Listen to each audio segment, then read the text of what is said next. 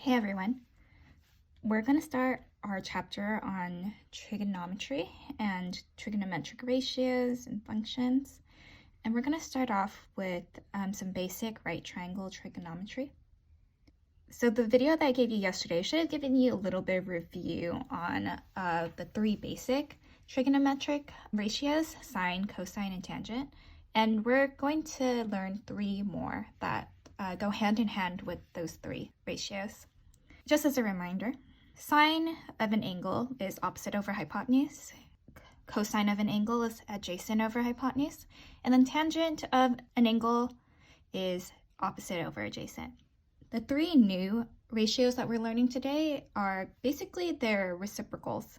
So CSC right here, we call that cosecant, and it is the reciprocal of sine. So instead of opposite over hypotenuse, you're taking a hypotenuse over opposite. So you're just flipping it. Same thing over here with SEC. This is secant, and it is the reciprocal of cosine. And cot here, this is cotangent, and it is the reciprocal of tangent. It's adjacent over opposite. Now, for me, I don't really remember the inverse functions like this. I just use the sine, cosine, or tangent, and then I just take the reciprocal. So you want to be careful about remembering which reciprocal goes with which function. For me, the way that I remember it is that S and C goes together. It's not going to be the same initial for both. It's SC, CS. That's one way that I remember it, but you might find a way that makes more sense to you. One thing that you need to be really careful of as you're learning trigonometry is notation. Oftentimes I'll see students writing tan equal to a ratio or cosine equal to a ratio. You need to have that angle next to it, whether it is a theta, an x, an a, whatever it is. You need to have it there because the ratio is in relationship to the sides of the angle. So without the angle there is no context for where the ratio comes from. So be sure to always list what angle you're using for your trigonometric functions. So we're going to start using these functions to find some ratios. In example 1, we're given this right triangle, and we know that the two legs have a length of 7 and 24.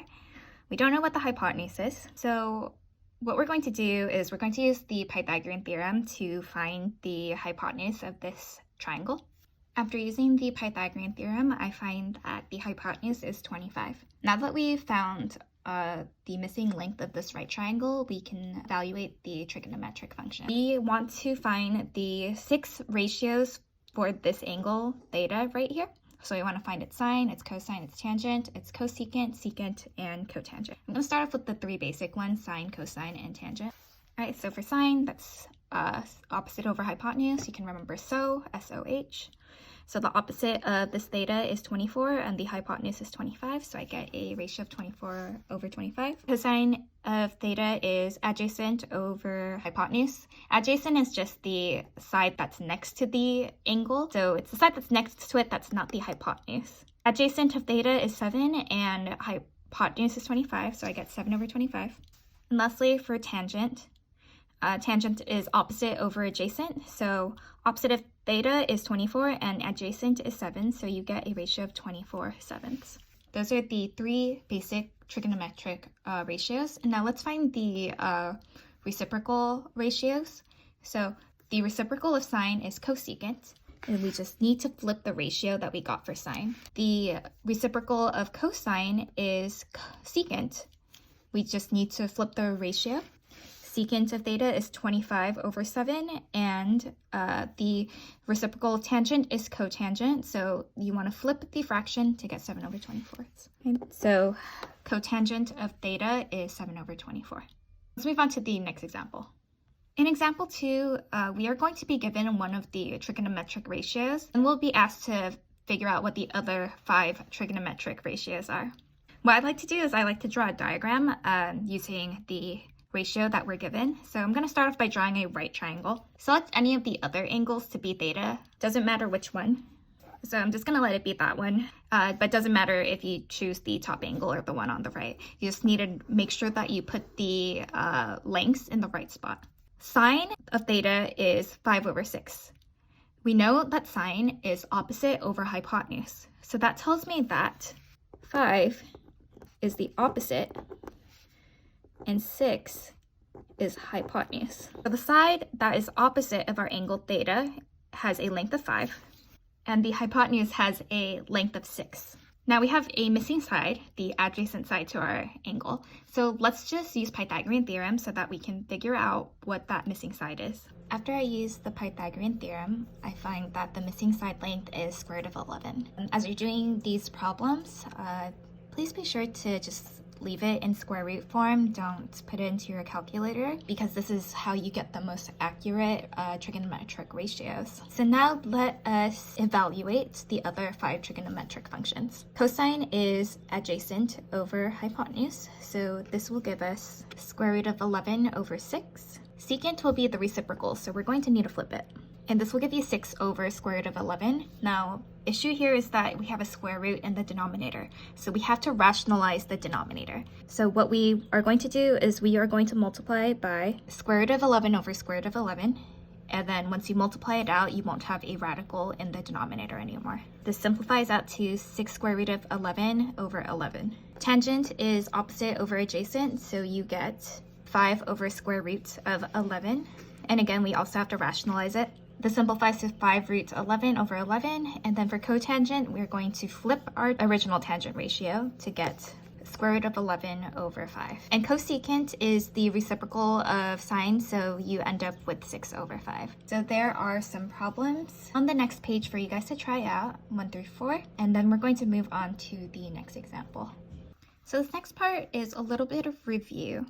We have 2 special kinds of right triangles, the 30-60-90 right triangle and the 45-45-90 right triangle. These triangles occur often enough for it to be recommended that you memorize the relationship between the sides and angles of the triangle and even the trigonometric ratios. However, if you remember the lengths of the special right triangles, then you can derive the trigonometric functions on your own. Out of anything, memorize this. Now let's just quickly review the measurements of the special right triangles. The side that is opposite of the 30-degree angle will be 1. The side that's opposite of the 60-degree angle is square root of 3.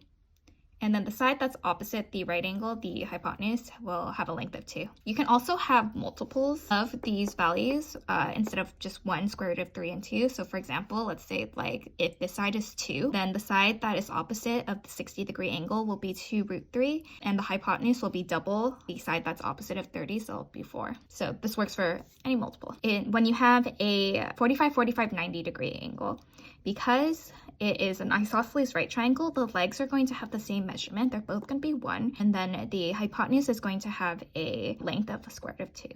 And again, you can also have multiples of these values, and the relationship will still apply. Hypotenuse here is just going to be the length of the leg times root 2. So now let's use this relationship with the special right triangles to find some measurements. In example 3, we're asked to find the value of x for this right triangle. Since we have a right triangle and we know that one of the angles is 30 degrees, that means that the other angle is going to be 60 degrees. I also know that the hypotenuse of this triangle is 12. So I can use the relationship between 30, 60, 90 triangles to figure out what the missing measurements are going to be. I lost some footage here, but basically what happened is that the hypotenuse is double the length of the side that is opposite the 30-degree angle. So half of 12 is 6. So I found that 6 is that side, and therefore the side that's opposite of the 60-degree angle, it's going to be 6 times square root of 3. In example 4, we're asked to solve a right triangle. So when you're asked to solve a right triangle, you're asked to find the lengths of all sides and the measurements of all angles. Let's solve this triangle that we're given. We know that angle A is 34 degrees. Angle C is a right angle, and we know that B has a side length of 13. Let's find angle B first, because that's probably the easiest thing for us to do right now at this moment. Angle A and angle B are going to be supplementary, so angle B has a measurement of 56 degrees. In order to find the side lengths, we're going to set up a trigonometric function so that we can find the missing lengths. Because we know the measurement of this side, 13, we want to use this one that we know and set up two different ratios so that we can find A and C.